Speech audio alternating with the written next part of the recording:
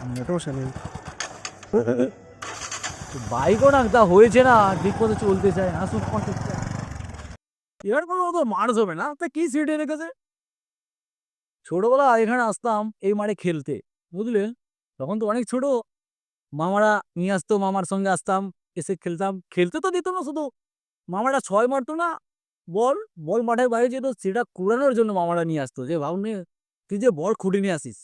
ছোটবেলা আসতাম, খেলা দেখতাম, এটা অনেক বড় মাঠ মনে হতো। এখন বড় হওয়ার পরে এই মাঠটা অনেক ছোট লাগে, বুঝলেন? সঙ্গে স্কুল আছে, হাই স্কুল, স্কুলগুলো দেখা। স্কুল, স্কুলে অনেক ছাত্রছাত্রী আছে, সব নিজের আত্মীয়-স্বজন, মামাতো বোন, খালাতো বোন, মামাতো ভাই, এরাই সব লেখাপড়া করে। এটা বাজার, বাজারে আসতাম আগে ঘুরতে। এখন বড় হওয়ার পরে না নানি বাড়ি আর আসতে ইচ্ছা করে না। মামারা প্রচন্ড বকাবকি করে, "আসিস না কেন?" এজন্য ঘুরতে আসলাম আজকে। দেখি মাঠ দেখা হয়ে গেল, ভাবলাম একটু বসে যাই। বসে গিয়ে এখানে খুব একটা মাঠ ভালো না। তবে ছোটবেলায় খেলাধুলা হতো পাচ্ছে। এখন রোদ উঠেছে, শীতের মধ্যে কেউ খেলতে চায় না। সবাই অলস হয়ে গেছে। আর বিশেষ করে অল্প বয়সে যারা বিয়ে করে না, তারা খেলাধুলার চাহিদা থাকে। আমার কথা বাদ, আমার সবসময় খেলতে ইচ্ছা করে।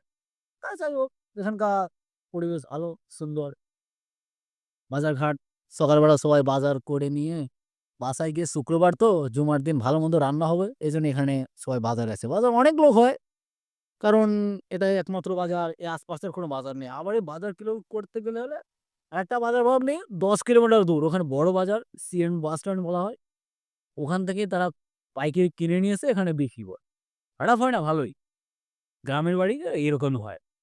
আপনার সবাই ভালো থাকবেন। যাই হোক